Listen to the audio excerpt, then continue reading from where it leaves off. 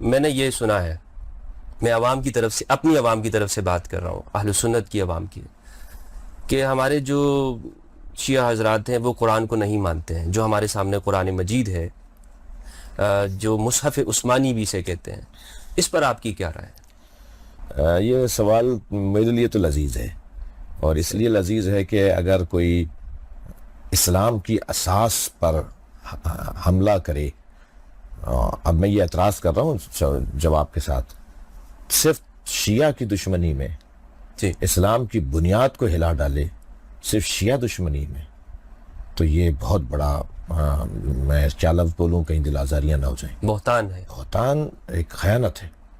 یعنی جن لوگوں نے، ابن تیمیہ نے، عبد الوہاب نے، جن لوگوں نے اس مسئلے کو اٹھایا، ان لوگوں نے کوئی اسلام کے ساتھ انصاف نہیں کیا، صرف شیعہ دشمنی میں، صرف اس لیے کہ شیعہ کسی طرح کمزور پڑ جائے اور شیعوں کو کافر کہنے میں آسانی ہو جائے. جن روایات کی بنیاد پر، یا جن روایات کو جمع کیا محدث نوری، کیونکہ ان کی اور خدمات بہت ہیں اس لیے میں انہیں علیہ رحمہ کہوں گا، ان کی اس خدمات پر ہم ان کی نہ صرف تردید کریں گے، ان کے اس عنوان پہ نہ صرف ان کی ہم تردید کریں گے، بلکہ اس عنوان کو جن لوگوں نے علم بنا کر اور ایک اس کو سجا کر پیش کیا ہے، ہم ان کی مذمت بھی کریں گے. محدث نوری نے وہ روایات جمع کی کہ فصل الخطاب میں، کہ جس میں قرآن کے آیات اور سوروں کے بارے میں وہ روایات کہ جو قرآن کو زیادہ یا قرآن کے کم ہونے پر اشارے اور صراحتیں تھیں، وہ روایات ائمہ اہل بیت سے مختلف سلسلوں سے ہوتی ہوئی ان تک پہنچتی ہیں، اور ان سے گویا جو ہے وہ خلفائے ثلاثہ کے زمانے تک کی شخصیات تک پہنچتی ہیں. وہ روایت جمع کی. ان روایات کو ہمارے تمام فقہا نے، بالخصوص ہمارے جدید دور کے فقہا نے، وہ آیت اللہ ہادی معرفت ہو، وہ آیت اللہ جعفر سبحانی ہو، وہ آیت اللہ العظمی سید ابو القاسم خوئی ہو البیان کے اندر، ہمارے تقریباً جو پہاڑ کی طرح پہلے درجے کے علماء ہیں، میں نے ان کے نام آپ کو لیے، انہوں نے اس کو یہ کہہ کے رد کیا کہ یہ ضعیف روایات ہیں. ضعیف روایات. اور ہم کیا ضعیف روایات کتابوں میں لکھی نہیں جاتی، بیان نہیں کی جاتی؟ بیان کی جاتی. معوذتین جو ہے یہ قرآن کا حصہ نہیں ہے. عبداللہ ابن مسعود رضی اللہ عنہ کا یہی موقف تو تھا. کیا شیعہ اسے اٹھا لے اس مسئلے کو جی، اور کہے کہ آپ کے یہاں صحیح حدیث ہے، لہٰذا اس بنیاد پر آپ تحریف قرآن کے قائل ہیں؟ ہم نے تو آج تک یہ نعرہ اس لیے نہیں بلند کیا، اس سے یہودی خوش ہوگا، اس سے صہیونی یہودی خوش ہوگا، اس سے مسیحی MI6 کا اور جو مسلمانوں کو لڑانے کے ادارے باقاعدہ برطانیہ نے بنائے ہیں، وہ ادارے خوش ہوں گے، انہیں موقع ملے گا بات کرنے کا. لہٰذا اور صرف یہ نہیں، اور بہت سارے دلائل ہیں. میں کچھ مسودے بھی آپ کے لیے لے کر آیا ہوں، میں آپ کو پیش کر دوں گا کہ جس میں ہمارے تمام فقہا کے آراء موجود ہیں. میں بہت واضح طور پر اہل سنت عوام سے بھی اور شیعہ عوام سے بھی کہوں گا کہ شیعہ تحریف قرآن کے قائل نہیں ہے. جیسا قرآن نبی نے چھوڑا تھا، سرکار نے چھوڑا تھا، جیسا قرآن کسی بھی سنی کے گھر میں رکھا ہوا ہے، وہی قرآن کسی شیعہ کے گھر سے آپ کو ملے گا.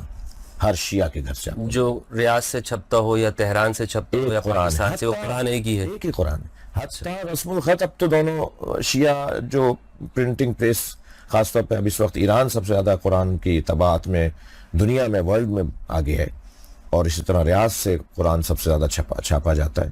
دونوں کا حتیٰ رسم الخط ہے کہ عثمان طہا کا رسم الخط ہے. یعنی قرآن کے نسخے مختلف نہیں ہیں گزشتہ کوئی 50 سال سے، 40 سال سے. اور آپ ماضی کی صدیوں میں جائیں تب بھی یہ بحث، علمی بحث تھی کہ وہ روایات کیا حضرت عمر سے روایت نہیں ہے، کیا حضرت عائشہ سے روایت نہیں ہے 10 پاروں کی بکری کے کھا جانے کی، جی جی، اور کیا بہت ساری روایات اہل سنت کی کتابوں میں نہیں ہے قرآن کی آیات کے کم اور زیادہ ہونے کی. تو کیا شیعہ انہیں جمع کر کے اس کو ڈھول پیٹے؟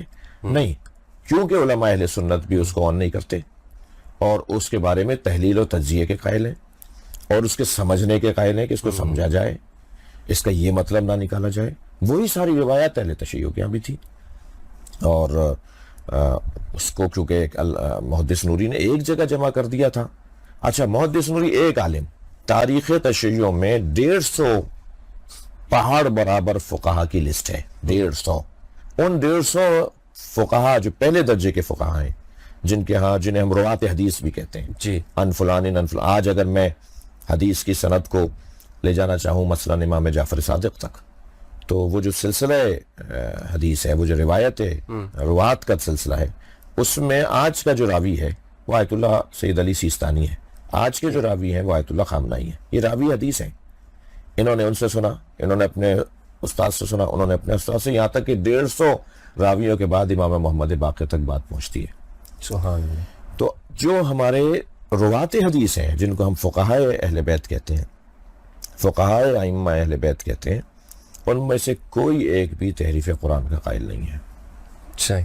मुहद्दिस नूरी उनमें से नहीं थे जिन्होंने ये किताब लिखी, जिसकी बुनियाद पर ये मसला उठाया गया, और ये मसला साजिश के तहत उठाया गया। ये जानते थे कि शिया एक मजबूत नज़रिया रखने वाला, एक सोच रखने वाला एक मकतब है, और ये अगर दोनों मिलकर चलेंगे तो आलमी इस्तकबार के लिए तो क़यामत बपा हो जाएगी। इसलिए आलमी इस्तकबार ने मसला उठाया। आगे जाके आपको मालूम होगा, अभी आहिस्ता आहिस्ता खुलता जा रहा है, आप पर वाज़ेह होता जा रहा है दुनिया पर के ये गुज़िश्ता 40-50 साल में जो पूरी दुनिया में फ़िरक़ावारियत फैली, जो शिद्दत फैली, उसके लिए फंडिंग हुई, उसके लिए पैसे दिए गए, उसके लिए बाकायदा। तो जब ये अभी वालों ने इकरार कर लिया है, तो क्योंकि उस वक्त में सोशल मीडिया नहीं था और उस वक्त की तहरीरें मफकूद हो गई होंगी, जी, तो उस वक्त भी पता चल जाएगा किसी तरीके से कि उनको किसने बनाया था। बहरहाल ये एक सियासी, एक तारीखी सियासी एक मुसलमानों से क्योंकि ये दोनों चीज़ें मिली हुई हैं और शुरू से तशय्युह के साथ सियासत भी होती रही है जी उमवी ज़माने से। तो अच्छा, ये जो आपने हज़रत फरमाया कि रिवायात मौजूद हैं और इसमें कोई शक व शुबा नहीं है। हमारे पास भी एक किताबुल मसाइफ अबू दाऊद की है, उसमें भी हमें मिल जाती है कि ये आयत नहीं है, कुरान का हिस्सा नहीं। आयत और रजम जैसे कह लें, कुरान का हिस्सा नहीं है। हदीस उद्दाजिन जिसे वो बकरी जो खा गई वगैरह। तो ये रिवायात अगर इस तौर पर अहले तशय्युह में हम मौजूद है, फिर तो कोई मसला नहीं। रिवायात इसी तरह की रिवायात हैं, इसी तरह की रिवायात हैं, और मगर उन सारी रिवायत की ज़ाफ़ सनद को फ़ुक़हा या अइम्मा ने बयान किया है कि रिवायात ज़ईफ़ है। सही, लेकिन उमूमी अमल जो है वो मकतब अहले बैत के वो यही है जो अहले सुन्नत जिस तरह मानते हैं, या इबाजी या दुनिया भर के जो मुसलमान मानते हैं कि ये कुरान ही है। बिल्कुल ठीक है। शिया क्या मानते हैं उम्महातुल मोमिनीन के पर, इस पे आप ज़रा तफसील रोशनी डालिए। असहाबे रसूल रिज़वानुल्लाह ताला अलैहिम व उम्महातुल मोमिनीन रज़ियल्लाहु ताला अन्हुन्ना, और हर वो चीज़ जो नबी से मंसूब है उसका एहतराम, उसकी ताज़ीम, उसका अदब, ये शिया सोच में, शिया तर्ज़ फ़िक्र में वाजिब लाजिम है।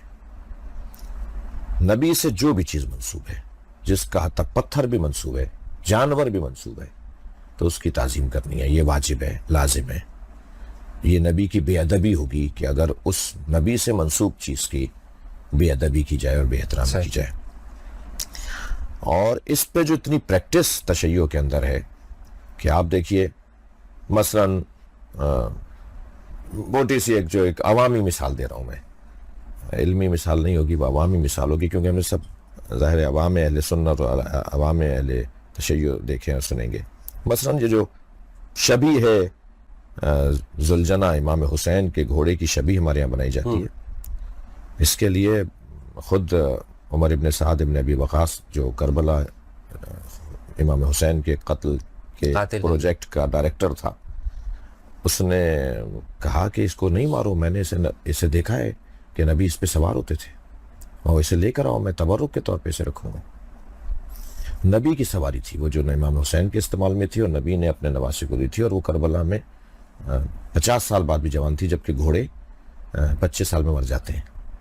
ये नबी की बरकत की वजह से वो जवान था। और मौला अली का एक फरमान भी है कि जब नबी किसी सवारी पर बैठ जाते थे और उसको अपने आप से मंसूब कर देते थे, लम यसिन व लम यहरिम, ना वो बूढ़ी होती थी ना वो बीमार होती थी। ये नबी की बरकतों में से एक बरकत। बेशक। तो हम तो اسے آج بھی اگر اس گھوڑے کی ہمارے یہاں ایک شبیہ بنائی جاتی ہے تو اسے پوجنے کے لیے نہیں بنائی جاتی، بلکہ تعظیم، کیونکہ نبی سے منسوب ہے، نبی کے نواسے سے منسوب، جی تو نبی سے جو چیز بھی منسوب ہوگی، صحابہ کرام ان کا مقام، ان کی عظمت قرآن مجید میں بیان ہوئی ہے. ان کی عظمت امام سجاد نے اپنی دعاؤں میں، صحیفہ سجادیہ میں ایک پوری دعا اصحاب رسول کی عظمت پر ہے. مولا علی کا نہج البلاغہ میں جا بجا خطبوں میں پیراگراف موجود ہیں جو اصحاب رسول کی عظمت کے اوپر امام نے بیان فرمائے. اس کے علاوہ ائمہ اہل بیت نے جو اصحاب رسول کی تعظیم کی ہے. حضرت جابر بن عبداللہ الانصاری رضی اللہ تعالیٰ عنہ جب تشریف لائے تو امام محمد باقر کی جو تعظیم تھی وہ دیدنی تھی، اور پھر انہوں نے پلٹ کر متقابلاً بلکہ آپ کا احترام کیا کہ آپ نبی کی اولاد ہیں. تو جو ادب، احترام، اور پھر آپ 50 سینکڑوں مثالیں ہیں کہ صحابہ کرام کے جو ادب اور احترام قرآن، حدیث، نہج البلاغہ، صحیفہ سجادیہ کے اندر ملتے ہیں. اسی بنیاد پہ صحابہ کا احترام کرنا لازم اور واجب ہے، اور بے احترامی جب واجب کو ترک کریں گے تو اس کے مقابلے میں حرام ہے، توہین کرنا حرام ہے. صحیح. امہات المومنین کا بھی یہی حکم ہے. مگر، اور اس مگر پہ توجہ جو آپ چاہتے ہیں کہ جس موضوع پہ بات ہو، وہ یہ کہ بعد از نبی ہمارے نزدیک معتبر، معظم، اولا، عرفہ، اعلیٰ، افضل مولا علی کی ذات اور اہل بیت کی ذات ہے، جس پہ ہمارے پاس دلائل وافر ہیں. اور آئیڈیل ہمارے نزدیک مولا علی کی ذات ہے. جس نے بھی مولا کائنات سے، امام حسن، امام حسین سے، جناب زہرا سے پرخاش کی، جنگ کی، لڑائی کی، جھگڑا کیا، ان کی توہین کی، انہیں رلایا، انہیں تنگ کیا، انہیں اذیت پہنچائی، ہمارے نزدیک وہ آئیڈیل نہیں ہے. صحیح. ہمارے نزدیک اس کا کوئی مقام نہیں ہے. کوئی آئیڈیل نہ ہونا، کسی کا مقام نہ ہونا، یہ بھی لازمہ نہیں ہے کہ ہم اس کی توہین بھی کریں، یہ لازمہ نہیں ہے. لہٰذا وہ دور، کیونکہ صحابہ کرام کا ہی دور تھا جب مولا علی کے ساتھ جنگیں ہوئیں، جب جناب زہرا کے ساتھ مسائل ہوئے، جب امام حسن کے جنازے کو دفنانے سے روکا گیا، تو وہ زمانہ صحابہ کرام اور امہات المومنین کی حیات کا ہی زمانہ تھا. اور جس نے ایسا کیا وہ ہم ان کے بارے میں جانتے ہیں، کتابیں بھری ہوئی ہیں، کتابیں پر ہیں ان تمام مواد سے، اور تو ہم انہیں آئیڈیل نہیں مانتے. یہ ایک موقف ہے صحابہ کے بارے میں، اور امہات المومنین میں سے 2 بیویاں، اور ان میں بھی خاص طور پر ایک بیوی جن کی توہین کرنا حرام، فقہاء امامیہ کے فتوے کی روشنی میں موجودہ ہمارے فقہاء، تمام فقہاء تقریباً، مجھے نہیں کوئی ملا کہ جس نے اس فتوے سے ہٹ کر بات کی ہو. صحیح. ان کا فرمانا یہ ہے کہ اصحاب و خلفاء ثلاثہ، امہات المومنین، اکابرین اہل سنت، جن کا تقدس ان کے نزدیک واضح اور روشن ہے، جن کا محترم ہونا ان پر روشن ہے، ان کی توہین کرنا مدارات المسلمین کی خاطر شرعاً حرام ہے. یہ ہمارے فقہاء نے حتیٰ ان شخصیات کے بارے میں بھی کہ جن کا اہل بیت کے ساتھ پرخاش رہی ہے، صحیح. مشاجرہ رہا ہے، فقہاء نے روکا ہے کہ یہ کام نہ کیا جائے، ان کی توہین نہ کی جائے. مگر آپ یہ اگر فرمائیں کہ کلہم عدول، سب برابر ہیں، کسی کے بارے میں کوئی منفی بات نہیں کرنی چاہیے، یہ غیر علمی باتیں ہیں. میں نے نہج البلاغہ کیا ہے اس پہ ایک پورا اشرہ پڑھا تھا نشر پارک میں، اور وہ اشرہ پھر چاہنے والوں نے، محبت کرنے والوں نے پرنٹ بھی کروا دیا. اس میں نہج البلاغہ پر جو شبہات ڈالے گئے ہیں، کبھی اس پہ پروگرام کیجیے گا کہ نہج البلاغہ کیا ہے، اور اس پہ اہل سنت کی طرف سے شبہات کیا ڈالے گئے ہیں، اس کا ہم نے جواب کیا دیا ہے. ان میں ایک شبہ ڈالا گیا ہے کہ شایان شان علی بن ابی طالب نہیں ہے، کہ علی اسلام کی اور مسلمانوں کی معروف شخصیات پر منفی تبصرہ کریں، جبکہ نہج البلاغہ میں تبصرہ موجود ہے. علی مولا نے علیہ السلام نے شخصیات کو کہ جو کمزوریاں تھیں، جو ان کی مخالفت کی ہے، خطبوں میں مخالفت کی ہے، خطوں میں مخالفت کی ہے، جی تو یہ بس غیر معتبر ہیں، اور یہ علی تو کر ہی نہیں سکتے ایسے. علی کا تو کسی سے کوئی اختلاف نہیں تھا، یہ تو شیر و شکر تھے، ان میں تو کوئی کسی. تو میں نے اس کا جواب ہم نے دیا ہے، جی. اور اس جواب کے ضمن میں اس شبہ کی، پہلے تو کیونکہ مولا علی علیہ السلام کا فرمان ہے نہج البلاغہ خطبہ نمبر 206 کے اندر کہ انی اکرہ لکم ان تکونوا سبابین، مجھے تم سب و شتم کرتے ہوئے اچھے نہیں لگتے. اچھے نہیں لگتے. تو یہ ایک تو قاعدہ ہے کہ سب کرنا، شتم کرنا، لعن کرنا اور توہین آمیز جملے کہنا یہ علی کو پسند نہیں ہے. ٹھیک. یہ وہی حکم ہے جو قرآن میں یہ گویا اس کی تفسیر ہے. یہ ایک قاعدہ ہے، مگر اس میں استثناء ہے. استثناء وہی ہے جو میں نے ابھی آپ کے سامنے عرض کیا. اور پھر جو ہم نے اس میں جواب دیا وہ یہ کہ خود قرآن مجید میں نبی کے اصحاب کی 13 قسمیں قرآن میں بیان ہوئی ہیں. جی. قرآن نے 13 قسمیں بیان کی ہیں اصحاب رسول کی، جو میں نے اپنے ان خطابات میں پھر تقریباً السابقون، نبی کی بیعت کرنے والے لوگ، نبی کے ساتھ ہجرت کرنے والے لوگ، اصحاب فتح، منافقین، بیمار دل افراد جو نبی پر ایمان نہیں رکھتے تھے، یہ سب آیات ہیں. مذبذبین، تردد کا شکار رہنے والے لوگ، وہ لوگ جو اچھے اور برے اعمال کی تمیز نہیں کر پاتے تھے، ارتداد کے مرتکب لوگ، فاسقین، وہ مسلمان جو بے ایمان تھے، مؤلفۃ القلوب، ڈرپوک لوگ. یہ قرآن نے نام لیے ہیں، یہ انہی سب لوگوں کے نام ہے کہ جو نبی کے ساتھ تھے. طلقاء بھی تو ان میں ہے. جی. طلقاء تو قرآنی زبان میں نہیں ہے، لیکن جو ہے وہ مولالی کی زبان میں جی شامل کر سکتے ہیں. مگر قرآن میں یہ تقریباً 13 نام ہے، کیونکہ بعض لوگوں کو خواہش ہوتی ہے کہ قرآن میں دکھائیے سب، تو قرآن میں سب برابر کی کوئی آیت نہیں ہے، سب ایک جیسے ہیں، کوئی آیت نہیں ہے. قرآن میں تو 13 قسمیں اصحاب کی بیان کی ہیں کہ جو آیات ہیں، تو ان کو میں اس لیے قرآن کے. اور پھر آپ احادیث میں آئے تو مولا علی علیہ السلام نے تو 3 قسمیں کی ہیں اصحاب کی، مہاجرین، انصار اور طلقاء. تو حضرت نے فرمایا کہ نہ تم مہاجرین میں سے ہو، نہ تم انصار میں سے ہو، تم تو طلقاء میں سے ہو، آزاد شدگان ہو. تمہیں تو بخشا تھا نبی نے، تمہیں تو آزاد کیا تھا نبی نے. اور یہی جملہ جناب زینب نے دربار شام میں یزید سے خطاب کرتے ہوئے فرمایا تھا کہ انتم اسکت یا ابن الطلاقہ، اس کو خاموش کرواتے ہوئے فرمایا تھا کہ آزاد شدگان کی اولاد. تو ہم اگر اس طرف جائیں تو یہ بات روشن ہونی چاہیے. کلہم عدول کا قاعدہ، سب کے سب جو ہے وہ بِأَيِّهِمْ اقتدیتم اہتدیتم کا قاعدہ، اور اس کے مطابق پھر جب خود بند گلی میں کہیں کھڑے ہو جائیں تو پھر اس کو نہ ماننا. مثلا مجھے نہیں معلوم آپ کے وہ مضمون میں ہے یا نہیں، مگر میں یہی کہہ دیتا ہوں کہ جو متع والی روایت ہے وہ حضرت ابن عباس نے، سب لکھتے ہیں نا کہ ابن عباس کے علاوہ کوئی نہیں مانتا تھا. تو ابن عباس صحابی تھے یا نہیں، حبر الامہ تھے یا نہیں؟ جی. ابن عباس کا مقام اصحاب میں ممتاز ترین مقام تھا یا نہیں؟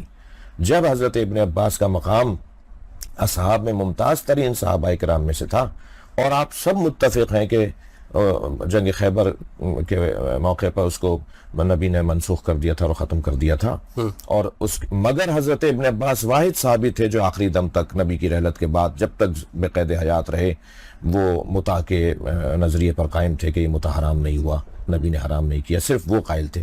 تو اصحابی کالنجوم بِأَيِّهِمْ اقتدیتم اہتدیتم، صحابی ستاروں کی طرح ہے، کسی ایک کے پیچھے بھی لگ جاؤ گے تو ہدایت یافتہ ہو. تو ہم حضرت ابن عباس کے پیچھے لگے ہوئے ہیں.